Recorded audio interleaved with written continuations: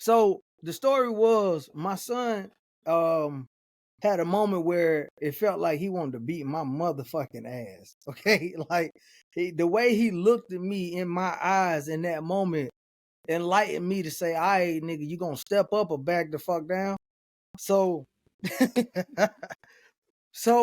me being the man that I am, I felt the need to say something because this shit pissed me off, and I just had to remind him that he couldn't beat my ass, he couldn't beat me at basketball, and he couldn't beat me at some other shit. I don't know what it was, but either way it go, I realized it just pissed him off. He beat you at glistening. Oh, here you go. But you can, your shine ass. You what? Hold on, is I'm that a blue? maid. No. First What? of all, I'm a maid to shine. See, we ain't gonna sidestep into the conversation. You supposed to be continuing. Okay, so we're gonna put that on pause for a little minute, and then we're gonna jump back into what you just said. You started. Sidebar. All right, got you. All right, so but let me give y'all the real backstory on it. So we was playing basketball at the gym, and we had 2 adults, three young boys, and trying to teach them the game. We playing 21. My son was so elated and excited at first. He was shooting buckets, and he was like, "Yeah, I'm having a good day. I feel good." And instantly he stopped. His body language started talking, like he dropped his arms, and he started feeling pissed off and mad. And I looked over to the side, he beating on the pad, or he want to, and kicking the ball and shit. And I'm like, I'm sorry. Go ahead. The first thing popped in my head was Boys in the Hood when Trey was in the house. Like, yeah. Hey, did y'all ever see the clip of Snoop Dogg doing that shit, reenacting it? Yeah. Bro, that shit was funny as hell, bro. Hey, I'm sorry, that's what popped in my head when you said that shit. I'm just in the gym like. But it's good that you said that, because real talk, that's part of my point. Because I told my son, bro, why you looking all mad and upset and in your feelings, you look stupid to us. Like you look weak to us in the sense of like, what you doing? So my whole message was trying to tell. What'd you say? Oh, my bad. The whole message was trying to Get some help. Shit. All right. So the whole message was to try to get him to understand that you got to control your emotions, because what you think you're doing when you get mad is not what you're doing when you get mad. Hell no. So I wanted to bring that up to y'all and ask y'all how y'all felt about that little scenario and what y'all think y'all would have done. Did I finish it? I don't know. I mean, you just you left out some details, but okay. What happened? All right. What y'all kept interrupting me, goddammit. All right. Was y'all losing? No, we were playing 21, right? So we were playing 21, every man for themselves. Huh? Who's we? Is it 5 people, 4 people, 2 people? 5 people. I said that. Y'all ain't listening. Goddamn you it. Ain't I said it's 2 adults and it's 3 young boys. I just said that. I did. You know y'all who was playing, ain't listening. You just said that they were there. Oh my God. All right, y'all niggas want to play. Y'all niggas want to play. Hey, don't yell at me. Right. Throw hands then. Hey, but for real. Okay, so there were 5 people. 3 young boys under the age of 15. So who was guarding him though? Were you guarding him, or was the young man guarding him? At this point in time, nobody was guarding him. What? He pulled to the side on his own because he was upset that he was missing shots. So he started pulling a Columbus short and start crumping this shit over in the corner. Like on Stump the Yard shit. But then he started being standoffish and just real, like, with this bad aura just on the side. He'll jump back in, but then he say somebody fouled him. And that's what got him mad, that they fouled him. And it was his friend that's older than him that was playing him. He was playing defense on him, and I guess they kept playing rough, and they were fouling each other. So he got frustrated, and he couldn't take it out no other way. But he started playing like shit, and he started hiding away from playing defense. Like, I don't even know why. Like, if I get the ball, he would not play. He'll go turn away and go to somebody else. If the coach got the ball, he'll turn away and go to somebody else. But if one of the younger boys got the ball, he'll go up and play defense on them. So I don't know if that makes sense for y'all at all, but yeah, because I guess he didn't want to take his anger out on you. He felt like if you would have did that to one of y'all, he wouldn't have been able to tell about it the next day. That might be true. That might be true. That's what it seemed like to me when you said he didn't play defense on you or the coach. Yeah. when he came back. But like, I understand that feeling though. You know, it's like that feeling of like, damn, bro, like nothing I'm doing is going right. Mm-hmm. But is that a good way to cope with this shit by Chris Browning and Crumping this shit, doing it for Little Saint in the corner? How old is he? 13. It'd be 14 in January. Yeah. What that mean? Go ahead. I don't know. I think you're looking at it a little too harsh.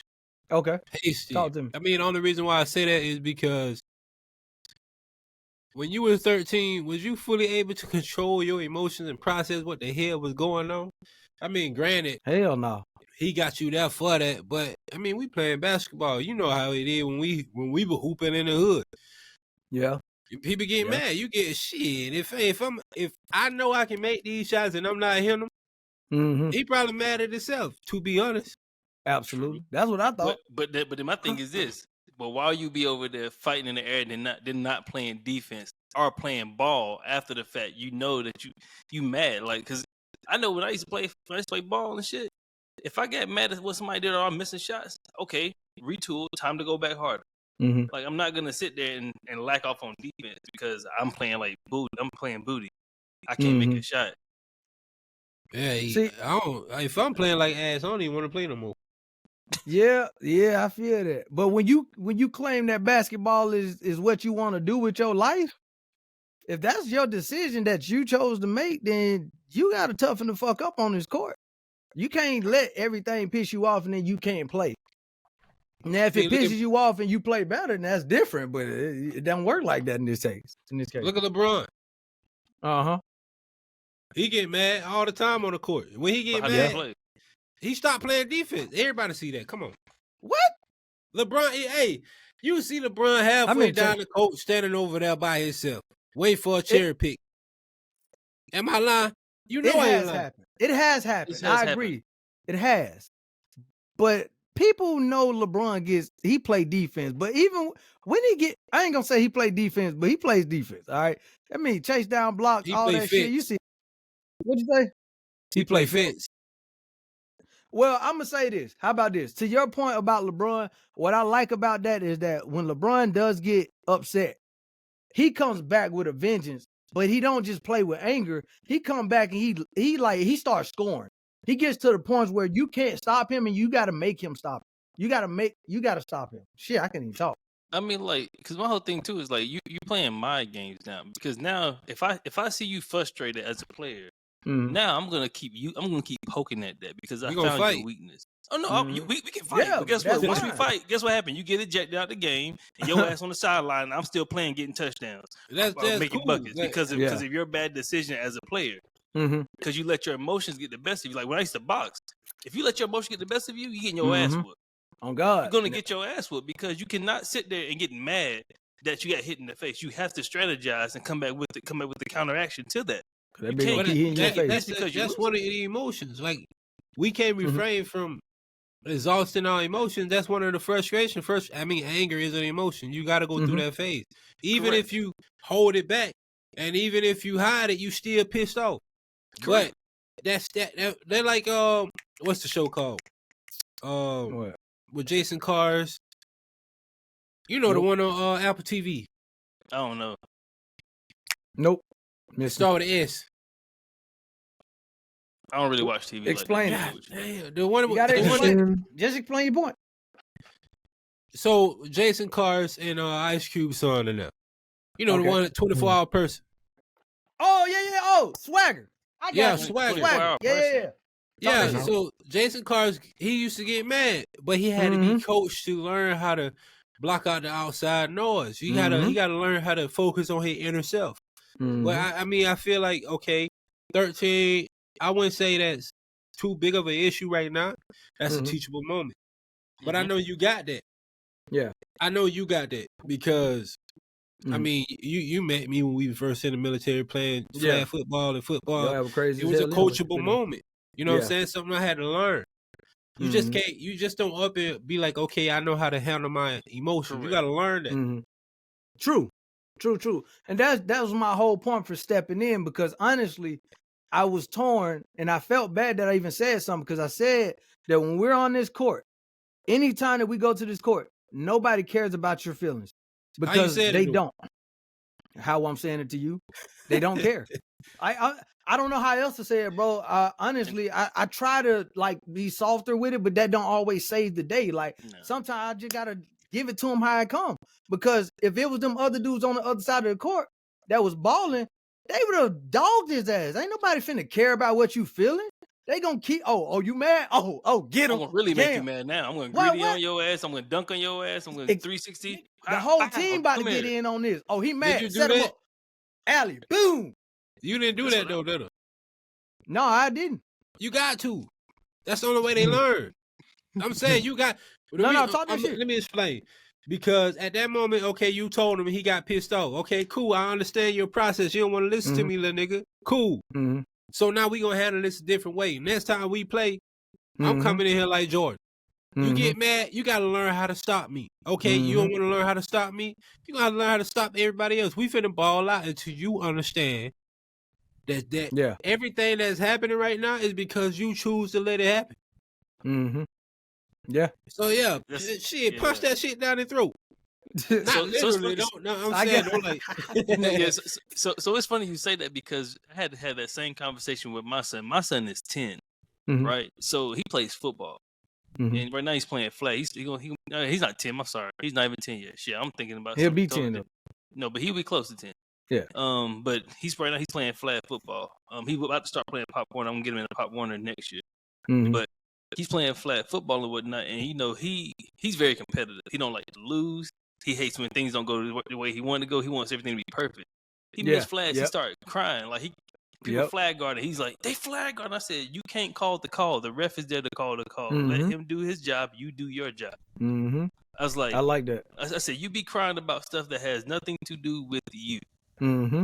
Play your game. I said, when you get the ball, because the coach had to send him out because he was crying. I said, cool, sit him out, do whatever. I said, but I told my son, I said, be ready when your name is called. So I said, be paying attention, stay by the coach, and watch what's going on in the game. So when you get your name called, you're prepared and you're able to go in and execute. I said, you take advantage of all the time that you're given when you're on the field. Take advantage of it. Do not waste any moment on that field. So what he did, when he wound up getting in, he wound up scoring the game-winning touchdown right after they put him in. They went two out, two on plays and went out. Didn't have any progress. Third play, coach said, come here, put him in. They handed him the ball. He ran the whole field on it. Let's go. Let's go. But I said, that's why you always need to be prepared and watching the game. I said, but you're crying over here takes you out of the game. You can't focus on what needs to be done. You can't strategize. You can't plan. When you ain't got this right here clear because you're so focused on why you mad. Yep. Only thing we keep doing is getting madder and madder and madder and madder and madder. It's not gonna solve shit. It's gonna because I told him I said if I was a little boy on the other side, I'm gonna dog your ass out. I said I'm gonna run all over you. I'm gonna look at you. I'm gonna give you the peace signs. I run by your ass. I'm gonna juke you out. All that shit. I'm gonna do you in because I want you to keep crying. Yeah. Oh God, because as long as you crying, I'm winning. Correct. What y'all think we playing right now? So I know your initial scenario was playing 21. Do you think like your coaching strategies for life? Do you think in life we playing 21 in business and relationships, or are we playing like pickup with 2-man, 4-man? How do you think the culture is for business and life right now for us? I think that's built on phases because 21 is like I did it for practice. It was the warm up. 21 was us trying to learn and establish what we could do by ourselves. How can we play by ourselves on one-on-one, or if we even got triple teamed or any situation? Because 21 gives you all types of scenarios, but it's a good warm up. But then after that, you move on to a phase of, all right, let me get a partner that I can rock with, and we can kind of play this thing out. But we got to be able mentally to stay on the same page and cover different areas, if that makes sense. Because now we working as a team to figure this shit out. So now we had 2-on-2, but now we building kids. We getting kids and we bring the whole squad. So now we got 3 kids, which equal that 5-on-5. You get what I'm trying to say here? Well, yeah, it makes sense because you're going from like a sole proprietorship to a partnership, from a partnership to a corporation. He took it to the business on their ass. Ooh, so that's really that's what you're saying. You're going from those phases of business or for strategy wise in your life. Same thing could be for when you have, you go from being single to being married to having a family. It's the same structure. So like I get it. On God. It makes sense. I was gonna say the same thing.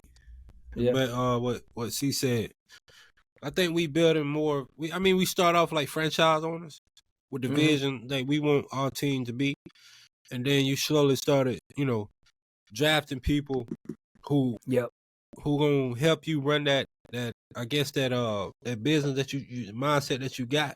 Yeah. So you start off 1-on-1. Me, you, we gotta, level each other out, see what we playing with, see if we got the same business ideas, and then we slowly started branching into that 2-on-2, that 3-on-3, that 4-on-4. So every moment is a competition until you find the people who ready to compete with you versus compete against you. Nasty. But the crazy part about a lot of that is I find that 21 game is so valuable, because what you realize is that 1-on-1 was you the whole time. Even in the 2 people game, the 5-person game, you still have to be able to do what you know how to do and focus on the things that you can do. You cannot change anything outside of that. Like, you could try and you might actually have some influence on it. But what you have control over is you and the things that you do and how you move. So if you lock that part down, you got your part of the team taken care of. Nasty. So same situation. What makes the perfect player? Like, is it the hustle, that individual drive, the rebounds? Is it knowing your place, knowing that you're the 2-man, not the one? Like, what makes the perfect player for you? I guess on the court and then also in life. We're gonna go around with that. Yeah, for sure. Yeah. You want me to jump first? Trey was about to say something. Oh, go ahead. Go ahead, Trey. I think the perfect person, I look at it like these pieces on the wall back here. You gotta fit. You know what I'm saying? If I already got these slots filled, I just need your strengths to fit this specific spot right here. And then vice versa, I need to fit in the missing pieces that you need to put together. Because if we all doing the same shit, if we are honed in on the same shit, let's just say all 4 of us were DJs. Cool. We all know how to do the same shit, but who know how to drive a tour bus? Yeah. Who know how to market? Who know how to plan? Who know how to propose different strategies and shit like that? So you got to fit the pieces to the puzzle in order to grow. Like, we all different. We do different things, but we fit in a unison together so perfect. Like I told Matt, like when I did the first episode, the chemistry on the first episode was so raw and organic. It naturally fitted together. Like, we didn't have to force no conversation. We didn't have to force no answer. That shit just was like a perfect harmony. And I'm out. I would say drop mic, but that bitch would go off. 8 or 9. Hey, I got 6 right down here on the floor right now. Throw them all in there and drop it. Shit. Put a little right. Just gotta get the baby powder.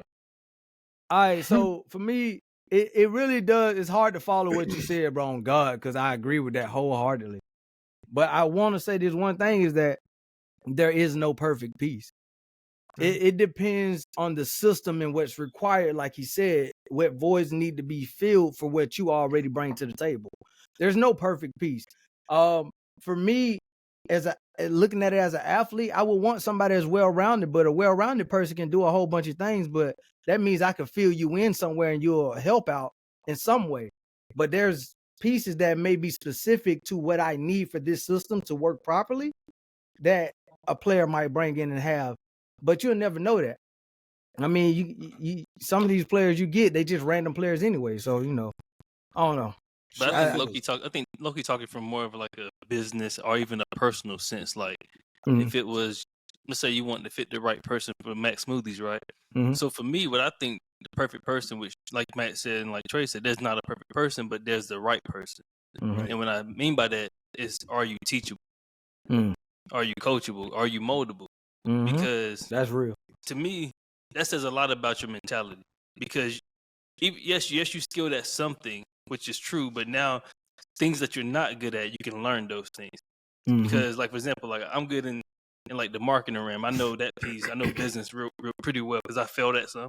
Plus, I got better at some. Plus, I'm still learning about some. So I learned business pretty well, just as well as healthcare. But when it comes down to, like, let's say doing Max moves, or doing audio engineering or whatever, I don't know that stuff like that. So that's not my strength. So I will get somebody who come in and compliment me to do that. But however, I need to be cognizant that I need to still know some of it. Yeah. So that way, if that person's trying to jip me on something, at least I have some familiarity with it, and not just being just oblivious to whatever they're working on. So for me, you got to be moldable or teachable. You know what I'm saying? That's a message right there, for real. Yeah. Message. What you got, Loki? Y'all summarized it pretty good. For me, I think I'm special all the time. I don't know. I think I gotta think I'm special, right? Because I like to think of myself as being like seasonal. Most people be like down in seasonal positions, seasonal jobs. I think a seasonal position is some of the like most powerful people in the world. So like I can come into a game right now and know that I'm just getting rebounds this year, or I'm just learning a piece of it, and I'm cool with that because I already know in my head, my vision, I'm not gonna stay in this position. So like right now, we all got long sleeve shirts on because it's the season for this apparel. Facts. And it's like, well, some people could take the coat a little bit more, but you feel me? I gotta imagine the coat. Oh yeah, you're on white. They're right. He just put extra baby oil on. That's why he warm. But most of us normal people just wear long sleeves. But the seasonal person understands that like I'm in this space, I'm gonna play this role for this time period, and then it's over with. So I think it's the right person for the season, kind of like what you're saying, the right person for that company. Yeah, the perfect person. But I don't know. I feel like I can be the right person every season. That's what type of people you need, though. You need those type of people, though. Because a lot of people come into places and they feel like they the star. They don't want to be the role player like Pippen and Jordan. Yeah. They don't want to step back. You know what I'm saying? You still get yours. Like Dwayne Wade did for LeBron. At the end of the game, we win it. That's all I care about, winning. I could be Dennis Rodman all day. Long as we win. Yeah. But don't make me go train and be Michael Jordan now, because I will if I feel like, you know what I'm saying? Now I learn how to do all this other type of stuff. Yeah. So I mean, I don't see the bad in what the hell? I don't see the bad in pushing somebody to be greater. I don't see anything wrong with that. But like you said, like you're not in that position for long, right? So like I look at my career progression. Like I haven't sit in this seat, I think maybe more than 2 years at the most. In any position I've been, I haven't sat in there for 2 years max. It's how long have I ever sat in a position. So like for me, I'm always elevating, or trying to learn the next thing, so I can always work myself out of the position. But I'm also teaching somebody below me to take my position, because if I got to move out, somebody needs to come in, and why not reach back down as I'm also training to move out. So like that's why I said, to me, I think you need to be teachable and moldable, even though you can be seasonal. You can be seasonal and can be taught and can be moldable. You can have all those qualities. There's just nothing wrong with that. But I don't think being seasonal is an issue. I don't think that's a bad thing. I think that's great, because the post office gets seasonal workers. Yeah, that's fair. And then they also have their full-time staff that works all year round.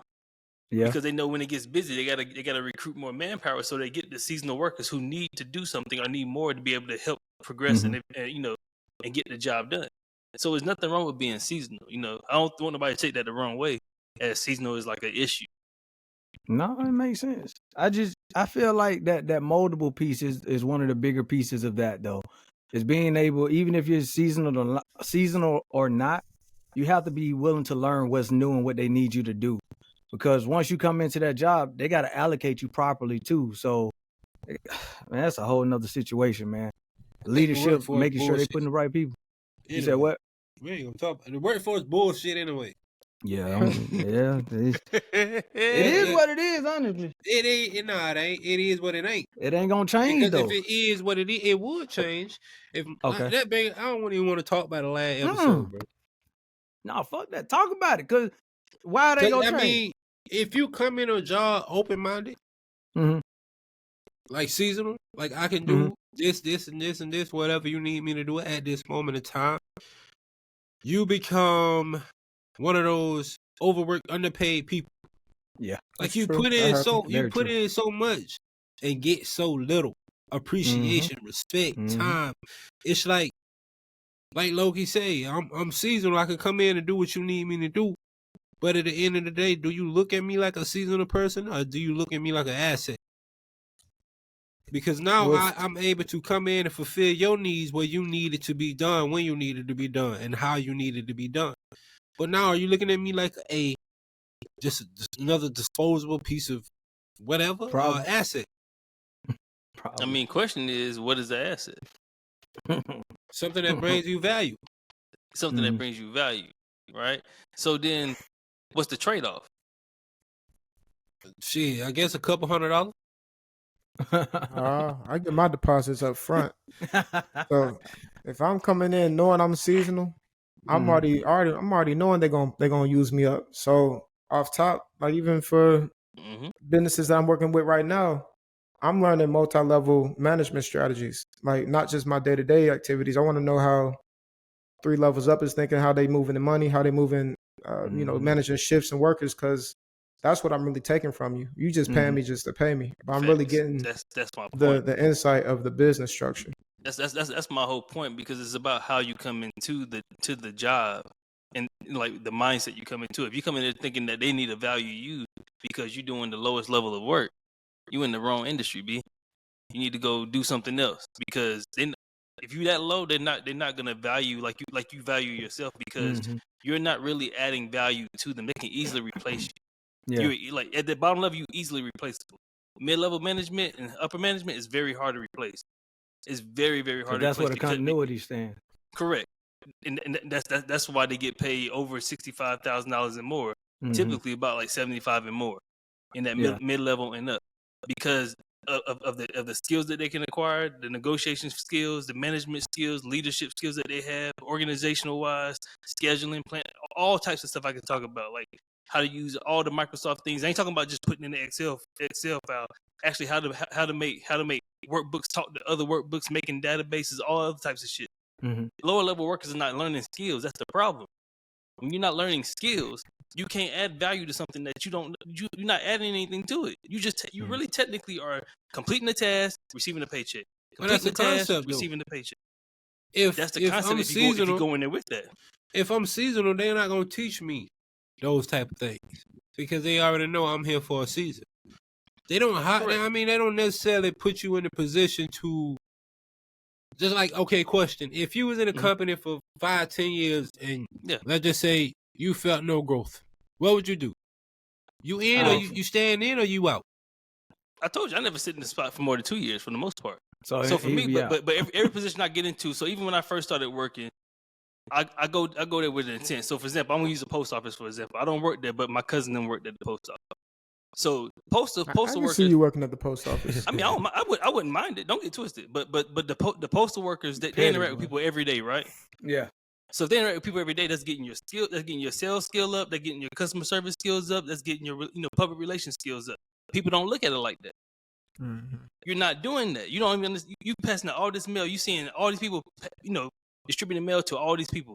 Well, guess what also happens? That marketing happens into that. Like advertising happens into that. But nobody's looking at business as business. They're looking at it as a task until they get to the point where they have to now consider it a business. So that's the reason why, like when I worked at Hardee's, growing up, like yes, I worked in the back line frying chicken, making biscuits, making burgers and shit. But I understood that there was an assembly line. I understood that there was distribution coming in. So I was looking at all that shit. You never told me you worked at Hardee's, bro. Yeah, he told me that made some fried chicken. What was Hardee's where I was at? Yeah, Hardee's. Depending on what would you eat at Hardee's today? Would you still eat it? Shit, I don't know what they have now. Because I ain't been back to Hardee's in a minute. Nothing. I don't even think there's the reason I'm asking, because most time you work for the company and you see behind the scenes, you don't want to eat that no more. Well, at Hardee's, when I worked there, we use fresh fruit, we use fresh vegetables and fresh chicken. Now the other shit, I don't know, so I can't tell you what was in other shit. Because like the eggs that were yellow that came in like a big ass box. I'm like, I never seen eggs you just scoop in the fucking shit and pour it. So I was like, military used that shit. But see, like when I came to the military, that's when I saw that. Second time I saw that. Of eggs. Yeah, but I never seen that before, except for when I first got to Hardee's. So I was like, what the fuck is this? Y'all boil your eggs in water? That's how y'all make scrambled eggs? Who else? What? Hardee's? That's how them army eggs come in them big egg. They be boiling that shit in water for real? Bro, I probably drop it in hot water and then they serve it up in them hot trays. Boiled eggs in bags of water. Yeah, see, the thing I'm saying though is that even if you're at that level, you can look at the little things in your business around you to see what you can learn from it. Yeah, but you gotta want to be a part of the top though. That's the part. That's the part. If you can't say you value yourself, if you don't want to be at the top. So if you don't want to be at the top, how you gonna be at the top by doing what? Little work? Yeah. Every situation I go into, like I told Matt before I even started mixing music. Yeah, I used to go to the studio over here, Blue Planet, where all of the people who come over here. Yeah, so I used to watch, and I'm like, damn, they ain't really making my shit sound like I wanted to sound. So what I started doing, paying attention to what the engineer was doing, right? And so I started building off of that and learning myself, teaching myself, going on YouTube and all type of shit. And then by the time I went to school for it, I already knew how to do it. Because I had that hunger to want to know how to do it. Like, you got to want to know how to do something in order. Passion. That was your passion, right? So that's why I tell people all the time, do something within your passion. You might not understand it. Like, I'm a businessman, so no matter what job I get into, I always look at the business aspect of it, regardless of wherever I'm at. But like I told my daughter, if you want to become a K-pop singer, whatever it can be, like, start putting yourself in positions to learn that. Like, you should be learning Hangul, you should be learning Korean right now. If that's the case. I'm about to say, what is Hangul? But see, you know, there you go. But see, that you ain't doing it. That's what aggravated me about that situation with my son though. Like, that ass is he expressed the desire to want to play ball and want to like really be that. As an employee, if you get as a seasonal job or not, if you want to be at that company, if you like what they're doing, you have to express that you want to be there. And if you make that determination, then your steps next to that will lead you down or up the ladder if you want to go that route. But you first have to express or away. But it depends on what you want to do. Like you said, that's the key fact. I can't talk, boy. I got a real question. I got a real question for everybody then too. I'm with it then.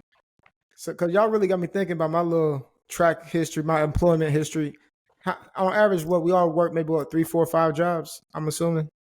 How many jobs you think y'all? Yeah. Cause I think I should be. Got like 4 jobs, 4 or 5. I should be able to get Social Security because I feel like I've been working since I'm about 9 years old. You can't use in the military. You can though. No, I'm talking about like 60 years of work. I need Social.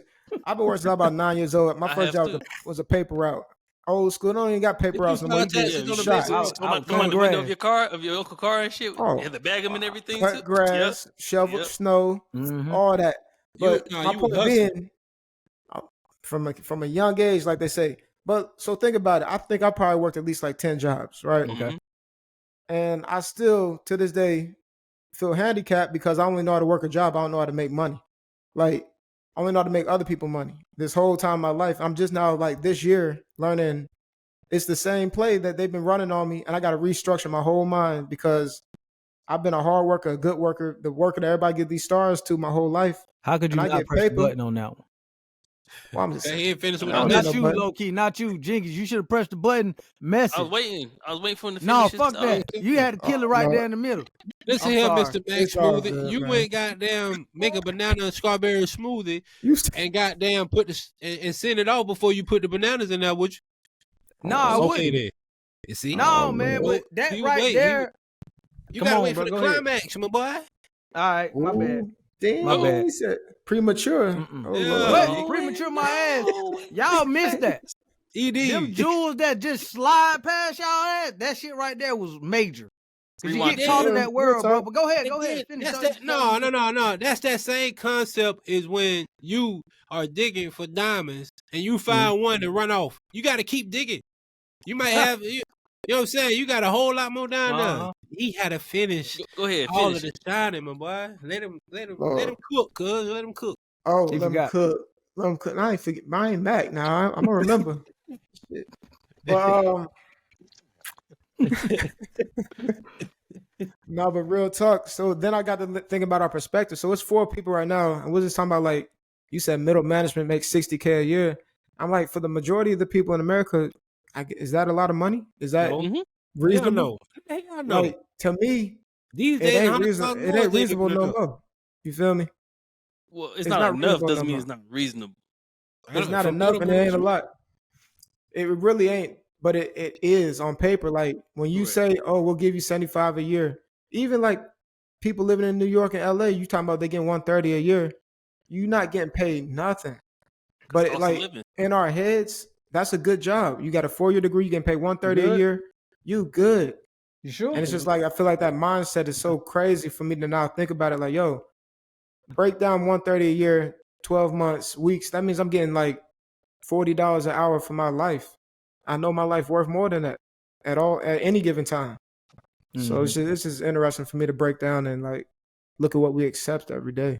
I think middle management is one of those positions where it's like the middle class. You get the short end of the stick regardless of how you look at it. Because if you look at the middle class today, you don't get no government assistance. Nope. You pay all the taxes. You don't get no kind of, I guess, you don't have no way to bridge the gap between the lower class and the upper class. So it's either you got to move up or move out. Or stay there. It says it's disappearing. They said middle class is about to go away. It's shrinking. In the next 10 years, 15 years, it should be it's gonna be lower class plus. You know? Economy. Non-refundable, like that Hulu plus. No, but y'all not lying though. But in order to do a lot of that stuff, you gotta like learn the business. You gotta understand what you're working in. Like you saying that you working in the spot you feel is not enough, then you gotta re-engineer that and break it down to look at what the process really is and start retooling it for your own business. Like you said, a lot of people don't know how to make money. We know how to work for money. We know how to spend it.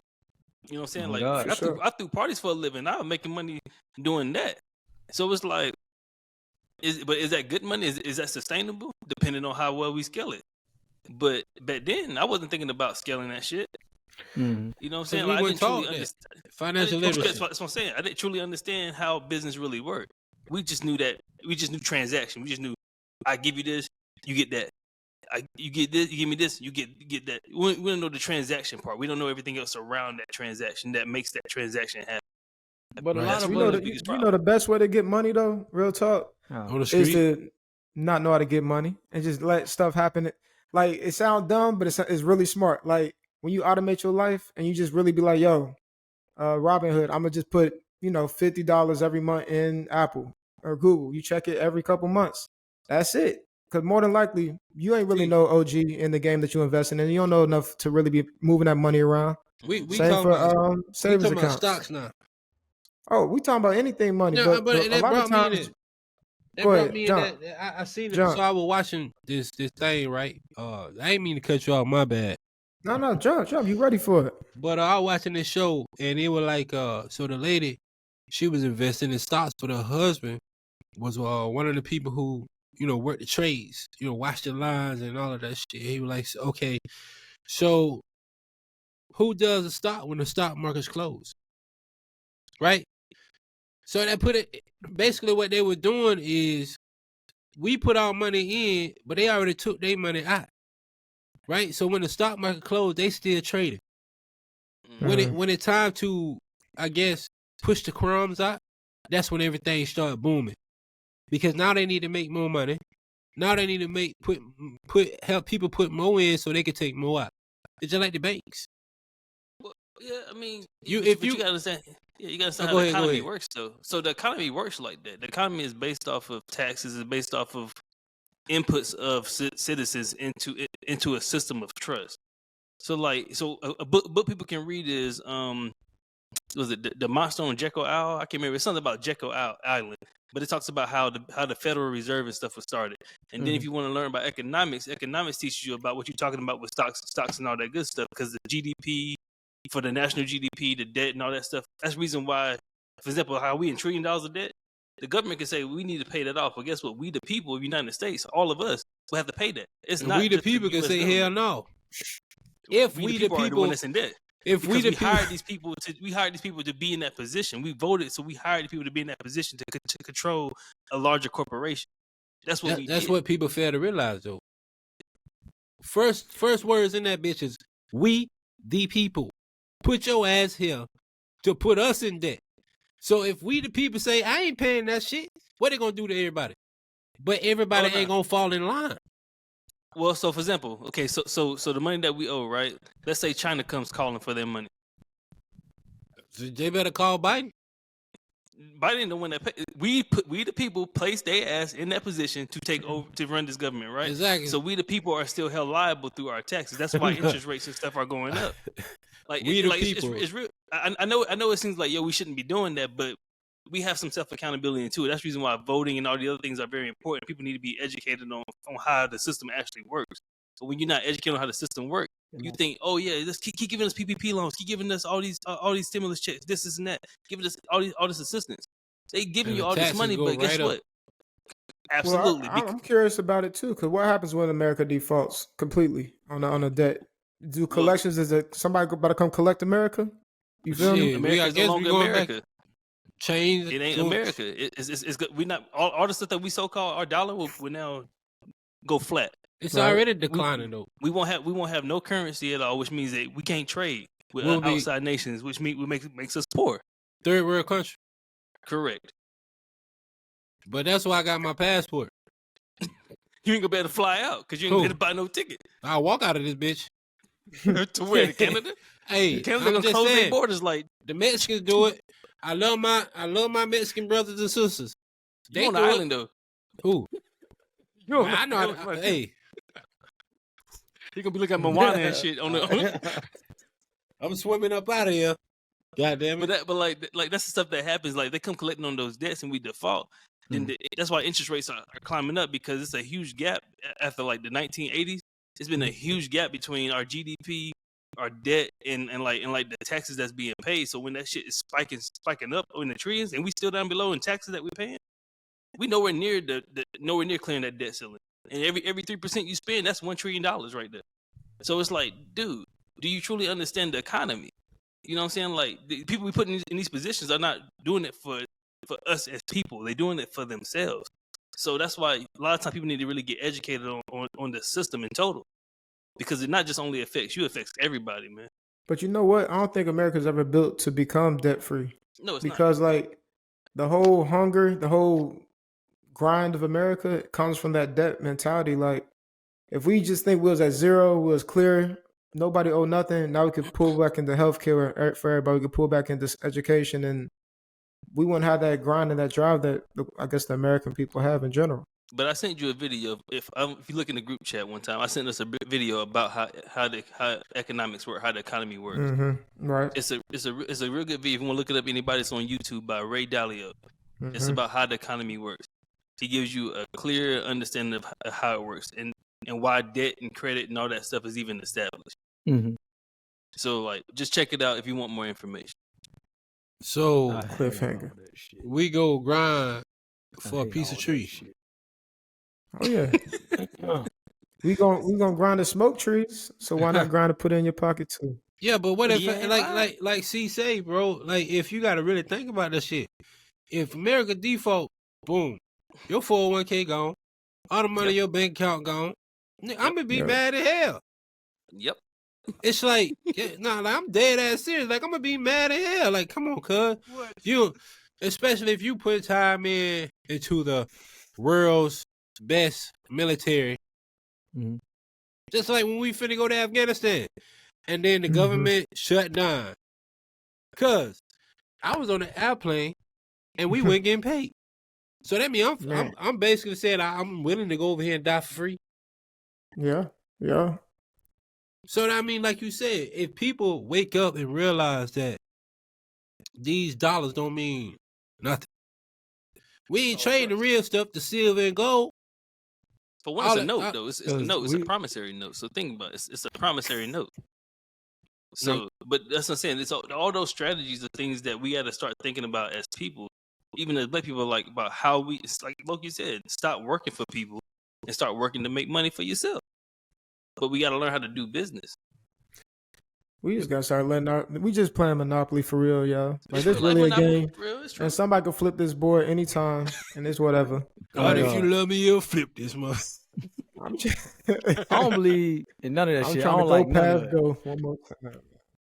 I'm trying to go past go one more time. Shit. I just want to make music, bro.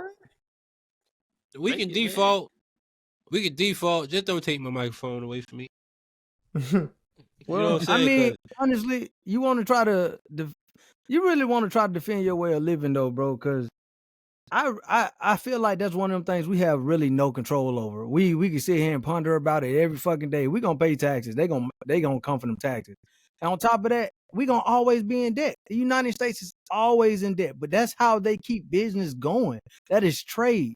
That is how the system works. It is there on purpose. This shit ain't changing. It will increase. It will decrease a little bit, but it's gonna increase again. It ain't gonna change. So I just want to try to control what I control, and the money I get on a day to day, I want to flip that money or invest that money wisely to build wealth in my household, or to build something that, and they still gonna tax the fuck out of all of that anyway. And if you could, how would you do that? Me? Flip some of that money or invest it or whatever. What would you do? Look. Hey man, look, we had a whole conversation about that. What would you do? Hey, so what if you flip it? You said what? You want me to? Oh, Max Smoothies? I mean, Max Smoothies for me. So we had a discussion. What would you do if you had a certain amount of money to invest in, to grow, to double it, and to repeat? And my thing was $1,000. Like Boosie, give you $1,000. Whatever you can start with.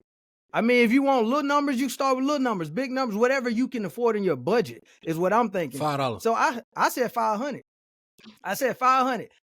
Make that 1,000. All right, go back, make that another 1,500. Make that another. I mean, just a slow process, but then use that money to invest in Max Smoothies, make more smoothies. I mean, or whatever the case is, to grow it and just begin establishing something that is my own, that helps my family and my people around me, in a sense. That's how I would do it. What would y'all do? $500 you got. 500. Shit. First thing I'm gonna do with 500 is find somebody that got 1,000. Okay. And then tell me how you got to 1,000. So I want to know what would make me 1,000. And plus, we ain't got no time period, right? Ain't no defined time to make 1,000. Well, I like to think a little bit faster than slow, but in a month, I probably give it to somebody else that's already got a track record of making it flip. Okay. I wouldn't do it myself. I'll give it to somebody that know how to do it, in whatever field that might be. I can't. That's a risk, but it is what it is. The shit I do too expensive. Okay, so your budget might need to be more. I can't. You got it. I need about 5 bands. To be honest. But no matter what, if you get whatever amount of money that you get that is either gifted or whatever the case is, you have to grow it. You cannot subtract first. You have to, I mean, you're going to subtract first to grow it, but you got to grow it. It got to, I was about to say, you got to subtract. Yeah, I know. You got to spend the money to make the money, right? But that's your free money that don't go to bills that already set up. That's money that you can choose to invest it slowly or fast, however you want to. But what I said was that I suggest that you find something that you like to do first, that you can make money from, something that you like to, so you'll want to do it. And then you take that and you actually apply strategy, and you think about that question much more before you even use the money. But you think about what you want to do. I'm gonna get a band, and to the DJ. I'm gonna say I need you to spin this every 20 minutes, right? Mm-hmm. I'm gonna give a band to the coldest video. Summa Cum Laude down here. I need a video, and then I'll give another band to the radio station. Probably like 5. And I'm trying to. Okay, I'm getting mine on the back end. I need to put myself in the atmosphere. I need to continuously orbit around the stupidness that's going on in the world today. And then I need to constantly do that shit. So I put it in what I make. The rest of it going to ads. Okay. But how would that money come back to you? Residual I know you putting it out. Royalties. And I'm thinking long term. He's talking about from like streams, from radio plays. He's thinking about from people getting awareness of his music, so then they'll be put like $1,500 for a marketer. You know what I'm saying? So the marketer gonna help me market in the right way. I think that's what my biggest issue is. I don't know how to market shit. So I think, matter of fact, hold up, because we doing a lot of work. Once again, I'm thinking about what we saying about time and value. If I'm still talking about 500. Couldn't I make more money, 500 to 1,000, just by canceling out stuff that's taking up time in my life? Yeah. There you go. That's like, a method too. Isn't that even a quicker way to make 1,000? Be like, yo, if it's, I don't know, me cut my hair, somebody's cut my hair for $20, and now I just made 2 hours back, or just an example. But yeah, I think by reinvesting into yourself directly to what takes up time, because our value for ourselves is infinite. Like what we can create with our own time is infinite. So that's just making more freedom for us to create would probably be the fastest way to double our income. Cordero, what you think? Oh, for me? Okay, so for me, I'm gonna use your $500. Oh, for me? So I'm gonna take your $500, yours, because that's what you offering out here in these streets. Yeah. I'm gonna take your $500, and I'm gonna take half of that. I'm gonna put half of that in the stock market. The other half I'm gonna hold on to. Okay. I'm not even gonna touch the other half. And how fast would you look for a return on that? I'm not looking for a return on that anytime soon. What if it flops? If it flops, I got $250 still. But you didn't make no money. I still got $250. I didn't lose any except for that $250. So you down 50%. I'm just down 50%, but he says that's extra money. So it means if that's extra money every month that I'm getting, $500 every month, then I get $750 the next month because I got $500 plus the $250. Oh, I know we get the shit every month. Well, no, I didn't know that either. Hold on, you said that's what you get every. You said your free month. It's free. You don't have it. Free. It's gifted. It's a one-time. Oh, so I mean somebody gave it to you? Yeah, somebody gifted you one time. I'm still gonna put half away and keep the other half. Yeah. So okay, because I can do puts, I can do options, I can do calls, I can do all that stuff. Okay. So I mean, I would just do something that's minor that I don't have to pay. I don't have to buy individual stocks. I can buy like a put for maybe like it's 100 shares. So for a put or an option, I could buy that 100 shares for like 83 cents or maybe however $1 or $2.50 whatever, $2.50 whatever. How depends on the length of time. I can buy those and then play and gamble on that versus gambling on all $500. Because with that, you like you can make almost 130-something% back return. Yeah. So I mean, I'll gamble on that versus putting all 500 away. Because right now, at this moment, writing my book is the only thing that I have that I'm working on. That's free. What's the most valuable thing in the world right now? Like, what's got the most value in the world? That time, man. Time is everything. You can't get that back. But that's why from the mall. Correct. You can borrow. If you got money, you can pay for time back. Technically, because you alleviate what extra shit you got to do, like you said before, which then gives you more time. But if you only got $500, you ain't got that much time you be playing with. Well, see, I think so. For this whole situation, it's more about thinking like, how would you really make money work for you with the situation you probably already in right now? And it's hard to save money because life happens. It's hard to invest money because half the time you don't have the money because life happened that you had to throw that shit to that to save it. Throw it ass in a circle. Pretty much. That's what wealthy people do. That's what wealthy people do. They take most of their money, invest it. And then, so they pretty much gamble with what they got So they make earnings. They take half of their earnings and put it in something that can bring them money back before they even do anything with the other money. But the difference is, and that's it. That they already put. Hold on. I'm sorry. I love it one because this makes you think. Wealthy people do this same thing that we're scared to do, but they do it because they are educated in a sense of they already know how it's gonna come back. It's not really a gamble if you've done the work. Now it's a gamble because you're depending on other people or you're depending on the system that's at hand or anything can go wrong. But when you educate yourself on it, you can already tell VA, all y'all soldiers that got out the military, if you knew if you got 100%, you knew what you was going to get out of it. So if you planned accordingly and you did the things you had to do, you made sure you got that 100%. So at the end of it, you knew you was going to get 43 or whatever the case is. So you knew what you had to work with. Come on, bro. Don't bullshit me. I don't know nothing about the VA. Oh, you don't know nothing about the VA? All right, well, I take that. I know about the VA. I mean, everything I did was legit and everything is legal because it's all real. But the fact is, I know how the system works, so I work within the system. Hey, boy, what's that airline clip where that girl says she ain't real? Or when that girl's in the back, like, he ain't real. He ain't real. Fucking is made up. He ain't weird. It's a devil. Oh, no. I ain't see that one. My bad. Yeah, you on the plane. She got kicked off the plane. It's a chess game, bro. Silence kills. I don't know the VA. The VA don't know me. They don't know Trey V. You say so. Hey, I will take the VA out of it. All I'm saying is if you do the work and you prepare yourself, you can know what you're supposed to get on the backside. But you got to do the work first. So it's not really a gamble that you're taking. It's really like you doing the process that you already know is in place. That's going on. But that's the same thing about making a business plan. That's the same thing we be talking about strategizing, making a business plan, learning the business, understanding that you are going to run into obstacles. Shit may not come out the way you want it to come out. Cool. Move on. Find out how to fix that issue. Keep going. Facts. That's really what it is. The same stuff we talking about. We say with your son being mad. Your shot didn't go in. Okay, what was it? Was it your follow through? Was it where you loaded the ball? Was it your stance? Like, what was it? Like, on God, you got to learn from let's re-engineer that shit and figure out what the issue was. What was the failure point? Let's fix it.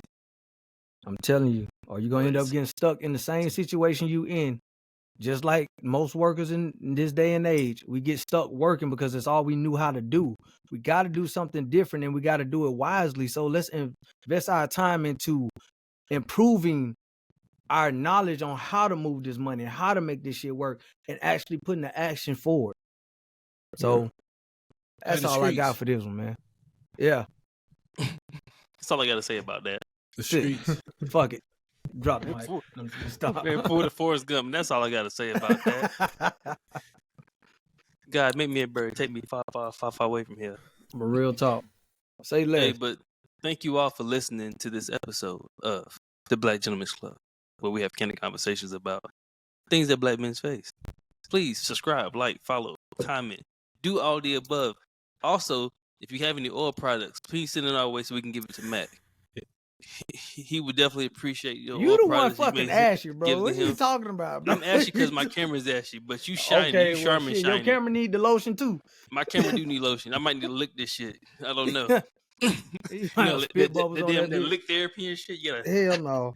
That lick therapy right in the wintertime. But please, y'all, share this information with your people. All my black men out there, stay strong, brother. Stay strong. But we out. Oh, that's funny.